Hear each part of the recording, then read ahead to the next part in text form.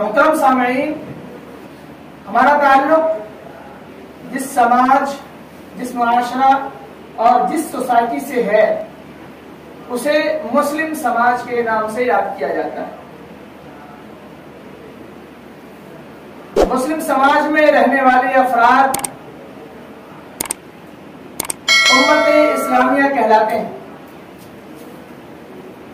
اس امت کو اللہ رب العالمین نے بے پناہ خوبیوں سے، لاتعداد وشیشتاؤں سے نوازا ہے۔ ان کی بہت ساری خوبیوں، بہت سارے کمالات میں ایک اہم اور بنیادی خوبی یہ ہے، یہ امت اعتدال کی راہ کو، میانہ روی کو، وسطیت کو اور درمیانہ چال چلنے کو پسند کرتی ہے۔ اس امت میں یہودیوں جیسا تشدد بھی نہیں ہے، نصرانیوں جیسا حد سے تجاوز کرنا بھی نہیں۔ یہی وجہ ہے کہ اللہ سبحانہ و تعالی نے اس امت کو امت وسط، امت خیر کے نام سے یاد کیا ہے۔ اللہ رب العالمین کا ارشاد ہے وَكَذَلِكَ جَعَلْنَاكُمْ أُمَّةً وَسَطًا، اور ہم نے تمہیں اسی طرح امت وسط بنایا، بہترین امت بنایا۔ اور اس امت کی خوبی یہ بھی ہے، یہ امت اپنے منمانے طریقے سے زندگی کے کسی بھی زاویے میں نہ ہی حد سے زیادہ تجاوز کرتی ہے اور نہ ہی ان کے حقوق کی تلفی کرتی ہے، یعنی کسی بھی عمل کو انجام دینے کا جو حق ہے کما حق کو ادا کرتی ہے۔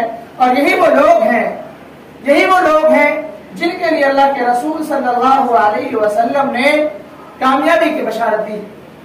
طلحہ بن عبید اللہ رضی اللہ تعالیٰ عنہ راوی حدیث ہے، وہ کہتے ہیں کہ ایک دیہاتی شخص اللہ کے رسول صلی اللہ علیہ وسلم کے دربار میں حاضر ہوا، جس کے بعد گھگریالو تھے، جس کی آواز میں گنگناہٹ تھی، یعنی کہ ان کی آواز صاف سنائی نہیں دیتی تھی۔ چنانچہ اپنی بات کو سمجھانے کے لیے اللہ کے رسول صلی اللہ علیہ وسلم کے قریب آئے اور اللہ کے رسول صلی اللہ علیہ وسلم سے دین کے بارے میں، اسلام کے بارے میں کچھ معلومات حاصل کرنا چاہے۔ تو اللہ کے رسول صلی اللہ علیہ وسلم نے انہیں جواب دیتے ہوئے کہا کہ 5 صلوات فی اليوم واللیلہ، مسلمانوں پر دن و رات میں 5 نمازیں فرض ہیں۔ اس شخص نے کہا کیا اس کے علاوہ اور بھی کوئی نماز فرض ہے؟ تو اللہ کے رسول صلی اللہ علیہ وسلم نے فرمایا الا ان تطوع، کوئی نماز فرض تو نہیں ہے، البتہ تم چاہو تو نفلی نمازیں پڑھ سکتے ہو۔ پھر اس کے بعد اللہ کے رسول نے فرمایا وصیام رمضان، اسی طرح رمضان المبارک کے مہینے کا روزہ مسلمانوں پر فرض ہے۔ اس شخص نے پھر سوال کیا اس کے علاوہ اور بھی کوئی روزے فرض ہیں؟ تو اللہ کے رسول نے فرمایا الا ان تطوع، کوئی روزے فرض تو نہیں ہے، البتہ تم چاہو تو نفلی روزے رکھ سکتے ہو۔ پھر اسی طرح اللہ کے رسول نے زکوٰۃ کا فریضہ انہیں یاد دلایا، تو اس شخص نے کہا اللہ کے رسول کیا اس کے علاوہ اور بھی کوئی زکوٰۃ یا اور بھی کوئی ایسی جگہ ہے جہاں ہمیں واجبی طور پر اپنے پیسے خرچ کرنے ہیں؟ اللہ کے رسول نے فرمایا الا ان تطوع، کوئی واجبی جگہ تو ایسی نہیں ہے جہاں تم اپنے پیسے خرچ کرو زکوٰۃ کو چھوڑ کر، مگر چاہو تو نفلی صدقات، نفلی عطیات، نفلی خیرات اللہ رب العالمین کے راستے میں غریبوں میں، مسکینوں میں، دوستوں میں، احبابوں میں تقسیم کر سکتے ہو۔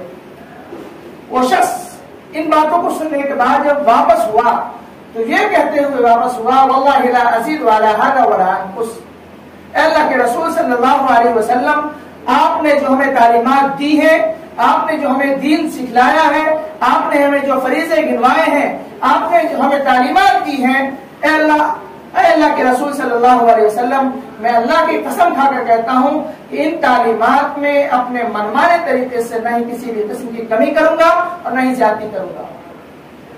اللہ کے رسول صلی اللہ علیہ وسلم نے جب ان کا یہ وقتہ سنا، ان کی جب یہ بات سنی تو اللہ کے رسول نے فرمایا قد افلح ان صدق، یعنی یہ شخص کامیاب ہو گیا اگر اس نے اپنی زندگی میں اسی روشنی میں اعمال انجام دیے جس طرح میں نے انہیں بتایا ہے، یعنی فرض کو فرض کے درجے میں رکھا، نوافل کو نوافل کے درجے میں رکھا اور اس کی جو حقوق ہیں کما حق کو اس کی ادائیگی کی، تو یہ شخص کامیابی اور کامرانی سے ہمکنار ہو گیا۔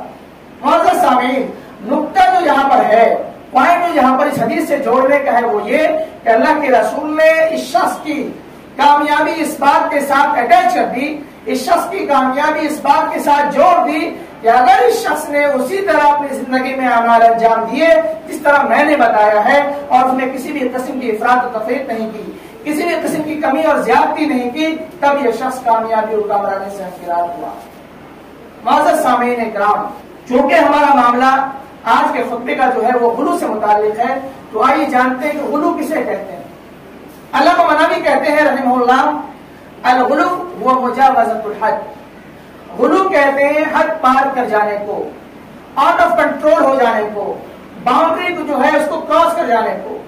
والغلو فی الدین التسلط والتشدد حتی مجاوزۃ الحد، سختی کو اختیار کرنا، کٹھورتا کو اپنانا، شدت اپنانا، یہ کیا ہے؟ دین کے اندر غلو ہے، یہاں پہ کہ حد پار کر جانا۔ ہم نے آپ سے شروع میں کہا کہ امت اسلامیہ کا طریقہ، امت اسلامیہ کا طرہ امتیاز یہ ہے کہ یہ میانہ روی کو اختیار کرتی ہے، اعتدال کو پسند کرتی ہے، بیچ والے چال کو چلنا پسند کرتی ہے زندگی کے تمام گوشوں میں، خاص اس کا تعلق معیشت سے ہو، اقتصادیات سے ہو، سماجیات سے ہو، سیاحت سے ہو، خارجی زندگی سے ہو، خارجی زندگی سے ہو، جس بھی معاملات سے اس کا تعلق ہو، تمام معاملات میں یہ درمیانہ چال چلنے کو پسند کرتی ہے۔ کہ رسول صلی اللہ علیہ وسلم نے فرمایا کہ جو لوگ دین کے اندر خاص طور پر کمی اور زیادتی کرتے ہیں، ایسے لوگ ہلاکت و بربادی سے دوچار ہونے والے ہیں۔ اللہ کے رسول نے فرمایا ایاکم والغلو فی الدین، خبردار دین کے اندر تم لوگ غلو کرنے سے بچو، حد تجاوز کرنے سے بچو، آؤٹ آف کنٹرول ہونے سے بچو، کراس جو باؤنڈری لگا ہوا ہے اس کو پار ہونے سے بچو۔ کیوں؟ فإنما أهلك من كان قبلكم الغلو في الدين، کیونکہ تم سے پہلے جو لوگ تھے جو تباہی و بربادی سے دوچار ہوئے، ہلاکت و بربادی ان کا مقدر بنی اور خطرناک نتائج ان کے سامنے آئے، اس کی وجہ یہی تھی کہ ان لوگوں نے غلو سے کام لیا تھا، غلو نے ان لوگوں کو تباہ و برباد کیا۔ حاضرین اکرام، اللہ کے رسول صلی اللہ علیہ وسلم نے ہمیں یہ بتلا دیا، ہمارے سامنے یہ بالکل واضح اور عیاں کر دیا کہ اگر کوئی شخص ہلاکت و بربادی سے دوچار ہونا چاہتا ہے تو وہ غلو کو اختیار کرے، اور اگر کوئی شخص کامیابی اور کامرانی سے ہمکنار ہونا چاہتا ہے تو وہ اعتدال کی راہ کو، وسطیت کی راہ کو، درمیانہ چال چلنے کو پسند کرے۔ حاضرین اکرام، ایک اور لفظ آتا ہے التنطع۔ تنطع کے معنی آتا ہے دین کے معاملے میں حد سے تجاوز کرنا۔ اللہ کے رسول صلی اللہ علیہ وسلم نے مسلم کی حدیث میں فرمایا ہلک المتنطعون، ہلک المتنطعون، ہلک المتنطعون۔ آپ نے یہ جملہ 3 بار دہرایا، یعنی دین میں حد سے زیادہ تجاوز کرنے والے لوگ ہلاک ہو گئے، برباد ہو گئے اور خطرناک نتائج سے دوچار ہوئے۔ حاضرین اکرام، اب آئیے آپ کے سامنے باتیں واضح کروں کہ لوگوں نے کن کن طریقوں میں غلو سے کام لیا ہے، جن میں سب سے پہلا طریقہ ہے انبیاء کرام علیہ السلام اور نیک لوگوں کے سلسلے میں لوگوں نے غلو سے کام لیا ہے۔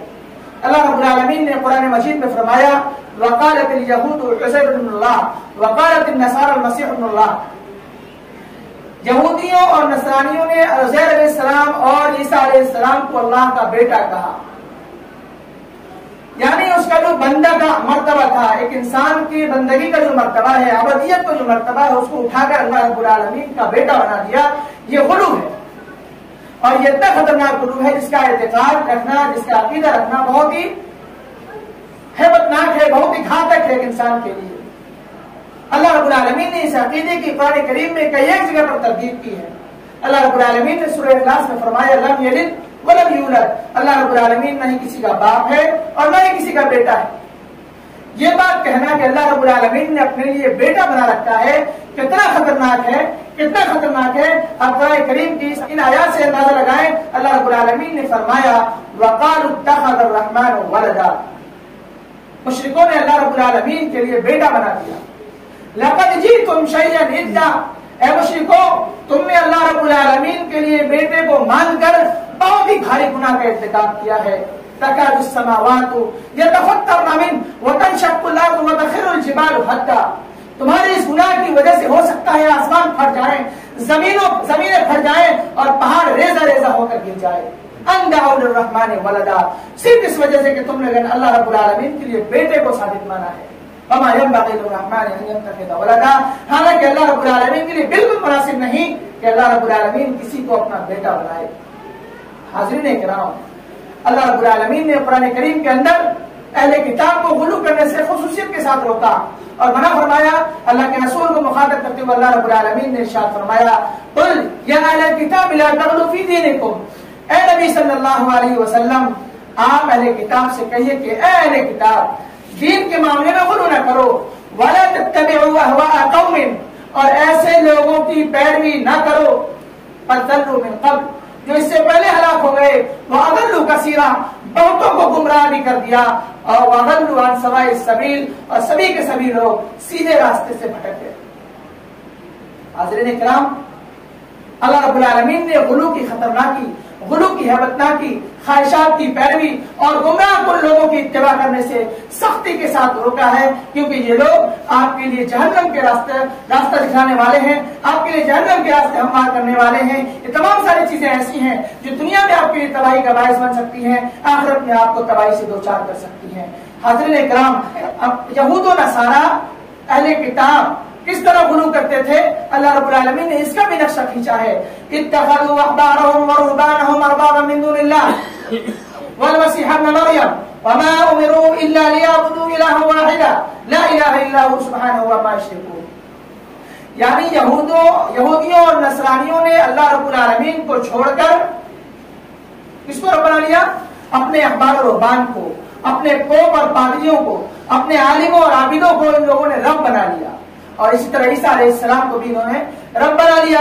وَمَا أُمِرُوا إِلَّا لِيَعْبُدُوا اللَّهَ، حالانکہ انہیں صرف اللہ رب العالمین کی عبادت کا حکم دیا گیا تھا، جس کے علاوہ کوئی معبود برحق نہیں۔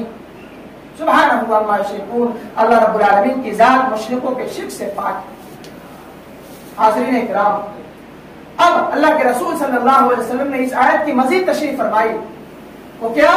اما انہم لم یکونوا یعبدونہم، خبردار اے امت محمدیہ، یہ لوگ اپنے عابدوں اور اپنے عالموں کے سامنے سجدے نہیں کرتے تھے، عبادت نہیں کرتے تھے، وَلَكِنَّهُمْ إِذَا أَحَلُّوا لَهُمْ شَيْئًا اسْتَحَلُّوا، مگر لیکن یہ لوگ اپنے عالموں اور عابدوں کے حلال کردہ چیزوں کو حلال سمجھ لیتے تھے، وَإِذَا حَرَّمُوا عَلَيْهِمْ شَيْئًا حَرَّمُوهُ، اور جب اللہ رب العالمین کے حکم کے خلاف یہ لوگ یعنی علماء، راہبین، پوپ اور پادری اپنے متبعین کے لیے جس چیز کو حرام قرار دیتے تھے یہ لوگ حرام مان لیتے تھے۔ حاضرین کرام، اللہ رب العالمین نے بتایا، اللہ رب العالمین نے اس چیز کو رب بنانا کہا ہے۔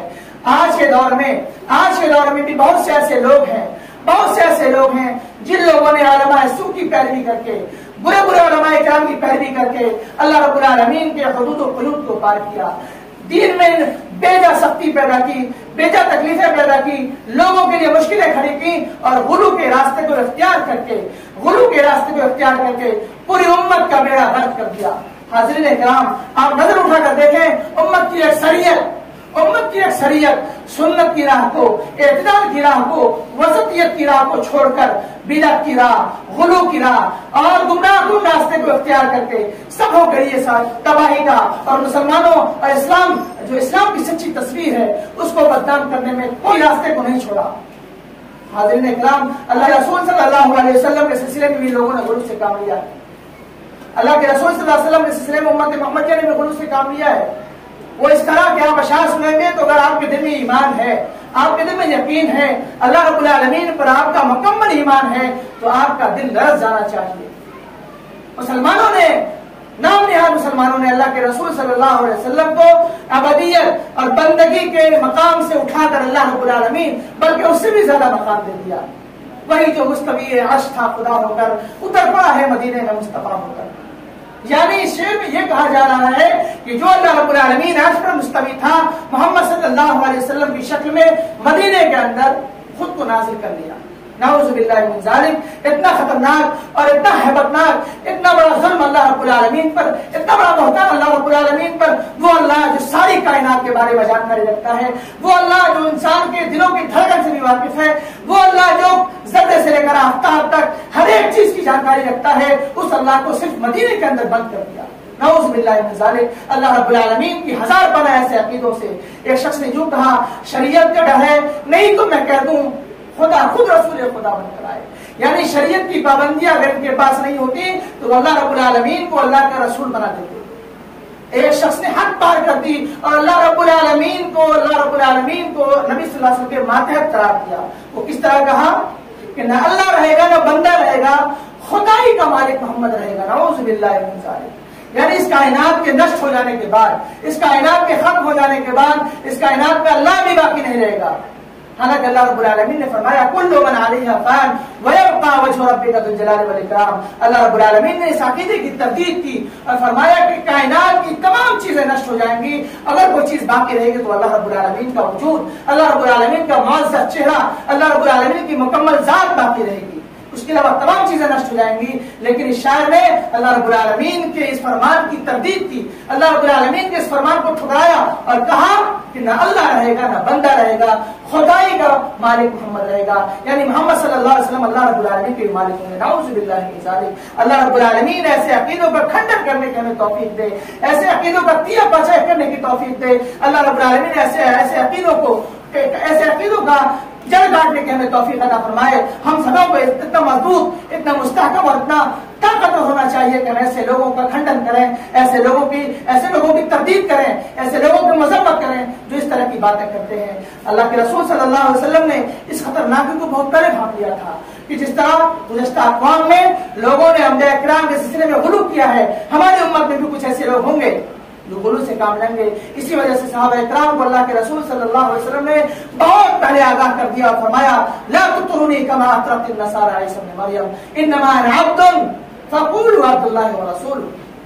عیسیٰ ابن مریم کی طرح میری تعریف پہ حد سے تجاوز مت کرنا، میری ہم سرائی، میری ثنا خوانی میرے بندے کے رہنے تک کرنا، مجھے اللہ رب العالمین کے مقام تک نہ پہنچانا، اللہ رب العالمین سے مجھے برابر کرنا. عیسائیوں نے، یہودیوں نے اللہ رب العالمین کے سلسلے میں غلو کیا، اپنے ماننے والوں کے سلسلے میں غلو کیا، اپنے متبعین کے سلسلے میں غلو کیا، اپنے نبیوں کے سلسلے میں غلو کیا، اپنے صالحین کے سلسلے میں غلو کیا. میرے ساتھ ایسا مت کرنا، میں اللہ کا بندہ ہوں، مجھے اللہ کا بندہ اور اس کا رسول ہی مانو. اللہ کے رسول کے مقام کا صحیح حق یہ ہے کہ آپ اللہ کے رسول کو اللہ کا بندہ مانیں، اللہ کا صحیح رسول مانیں. یہ اللہ کے رسول کا صحیح مقام مرتبہ جس کا اظہار اللہ کے رسول نے خود کیا ہے. حاضرین اکرام، اللہ کے رسول نے اس حدیث کے اندر جو بھی آپ کے سامنے آئی اس میں یہ بتلا دیا کہ میں بندہ ہوں اور بندے کا کیا اختیار ہوتا ہے ہر ایک کو معلوم ہے.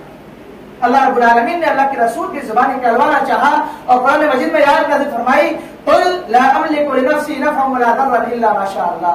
اے نبی صلی اللہ علیہ وسلم آپ کہہ دیجئے میری ملکیت میں کوئی نفع و نقصان نہیں ہے، یعنی میں کسی بھی قسم کے نفع و نقصان کو پہنچانے کا حق نہیں رکھتا ہوں الا ماشاء اللہ، مگر جو اللہ رب العالمین کی جانب سے مجھے شکتی مل جائے. اللہ رب العالمین کو معجزے ملے، الا ماشاء اللہ کے اندر وہی چیزیں داخل ہیں. اللہ کے رسول صلی اللہ علیہ وسلم علم غیب کی تردید کرتے ہیں. کچھ لوگ ہیں جو اللہ کے رسول صلی اللہ علیہ وسلم کو غیبوں کا عالم مانتے ہیں، غیبیات کا علم اللہ کے رسول کو اس بات کا عقیدہ مسلمان رکھتے ہیں. اللہ رب العالمین نے فرمایا وَلَوْ كُنْتُ أَعْلَمُ الْغَيْبَ لَاسْتَكْثَرْتُ مِنَ الْخَيْرِ وَمَا مَسَّنِيَ السُّوءُ. اگر میں علم غیب رکھتا تو مجھے کوئی تکلیف نہیں پہنچتی اور دنیا کی تمام بھلائیاں اکٹھی کر لیتا. جتنی بھی بھلائیاں دنیا کے اندر موجود ہیں ان تمام بھلائیوں کو اپنے پاس جمع کر لیتا اور مجھے کوئی تکلیف نہیں پہنچتی. حالانکہ آپ اللہ کے رسول کی سیرت کو اٹھا کر دیکھیں، اللہ کے رسول کی زندگی کو پڑھ کر دیکھیں، پوری زندگی اللہ کے رسول کی تکلیفوں سے، پریشانیوں سے، مصیبتوں سے بھری پڑی ہے. طائف کا واقعہ لے لیجیے، اللہ کے رسول کو طائف کے لوگوں نے، بچوں نے، بوڑھوں نے، نوجوانوں نے پتھریں مار مار کر آپ کو اتنا مارا آپ کا پاؤں لہولہان ہو گیا اور جوتوں میں خون جم گئے تھے. اللہ کے رسول صلی اللہ علیہ وسلم نے فرمایا وما مسنی السوء، مجھے کسی بھی قسم کی تکلیف نہیں پہنچتی. ان انا الا نذیر وبشیر لقوم یؤمنون. میں تو صرف ایسے لوگوں کو ڈرانے کے لیے، ایسے لوگوں کو قیامت کی ہولناکی، عذاب قبر کی ہولناکی اور قیامت کے منظر سے ڈرانے کے لیے اور جنت کی عظیم نعمت کی بشارت دینے کے لیے آیا ہوں. ایسے لوگوں کے لیے جو لوگ اللہ رب العالمین پر ایمان رکھتے ہیں، اللہ رب العالمین پر یقین رکھتے ہیں، اللہ رب العالمین کے ساتھ اپنی آستھا اور اپنی عقیدہ جوڑ کر رکھتے ہیں. حاضرین اکرام، جب اللہ کے رسول کی موت کا وقت تھا اس وقت فرمایا لعنت اللہ علی الیہود والنصارى اتخذوا قبور انبیائہم مساجدا. یہود و نصارہ پر اللہ کی لعنت اور پھٹکار ہو، اللہ کی رحمت ایسے لوگوں سے دور ہو جو لوگ اپنے انبیاء کی قبروں کو سجدگاہ بناتے ہیں، अपने नबियों की कब्रों को सजदागाह बनाते हैं। आज देख लीजिए, नबियों के कब्रों को सजदागाह बनाने पर अल्लाह के रसूल सल्लल्लाहु अलैहि वसल्लम ने लानत भेजी है, हकार भेजी है यहूदियों और नसरानियों पर। तो आजकल उन लोगों का मामला क्या होगा जो अहले गैर नत्तु खैरे बाबाओं का मजार बनाते हैं, कब्र तैयार करते हैं, उन पर सजदारेज होते हैं, माथा टेकते हैं, नजर नियाज मांगते हैं, उनसे दुआएं करते हैं, औलादे मांगते हैं, अपने काम के बनने और बिगड़ने का उन्हें इख्तियार देते हैं। उनको इस बात, उनके सिलसिले में इस बात का अकीदा रखते हैं कि हमारा काम बनाने वाले यही बाबा हैं, यही मजार है जिस पर दुआएं करके हम अपना काम बना सकते हैं, अपनी बिगड़ी बना सकते हैं, अपने कारोबार संभाल सकते हैं, अपनी संपत्ति में बढ़ावा कर सकते हैं, अपनी जायदाद को ऊंचा और इजाफा कर सकते हैं। नाज़रीन इकराम, हाज़रीन इकराम, अल्लाह रब्बुल आलमीन ने इन तमाम चीजों का बिल्कुल खंडन किया है। आप और हम इस बात को अच्छी तरह माने कि इन तमाम चीजें जिनका अकीदा मुसलमानों ने कब्रों के साथ, मज़ारों के साथ, बाबाओं के साथ जोड़ रखा है, वो उन तमाम चीजों का मुस्तहिक खालिस अल्लाह रब्बुल आलमीन है। इबादतें अल्लाह के लिए, दुआएं अल्लाह से मांगी जाए, तवक्कुल अल्लाह पर किया जाए, उम्मीदें अल्लाह से लगाई जाए, कुर्बानियां अल्लाह के लिए की जाए। ये तमाम सारी चीजें ऐसी हैं जिन पर हम सबों का अकीदा मजबूत होना चाहिए और गुलू के रास्ते जिनको मुसलमानों ने इख्तियार करके मुसलमानों के लिए तबाही का, मुसलमानों के लिए बर्बादी का और मुसलमानों की अजीम तादाद का बेड़ा गर्क किया है, अल्लाह रब्बुल आलमीन ऐसे लोगों से महफूज रखे। लोग न जाने कैसे कैसे रास्तों के जरिए अपने लिए तबाही मोल लेते हैं। हमने देखा पिछले दिनों को यहाँ पर मातम मनाया जा रहा था, हमने आज से पहले कभी नहीं देखा था। अल्लाह की कसम, मुझे इतना दर्द, इतनी तकलीफ हुई कि अल्लाह रब्बुल आलमीन ने इनके दिलों पर क्या मोहर लगाई है। खुद को तकलीफ दुनिया के अंदर भी देते हैं और अल्लाह रब्बुल आलमीन ने ऐसे लोगों को ऐसे लोगों के लिए अज़ाब आखिरत में भी तैयार कर रखा। इतनी बुरी तरह खुद को जख्मी करते हैं, चाकुओं से काटते हैं, सीना गोली करते हैं, सीने पर इतने जोर जोर से मारते हैं कि अल्लाह रब्बुल आलमीन की तरह नाउज़ुबिल्लाह मिन ज़ालिक। क्या हो जाएगा इससे? ऐसी चीजें नहीं है। गम मनाने का ये तरीका नहीं है।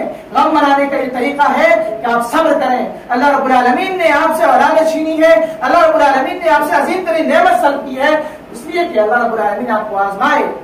अल्लाह रब्बुल आलमीन ने कुरान मजीद में फरमाया, वलनबलुवन्नकुम बिशैइन मिनल खौफि वल जू' वनक्सिम मिनल अमवालि वल अनफुसि वत्थमरात वबश्शिरिस साबिरीन।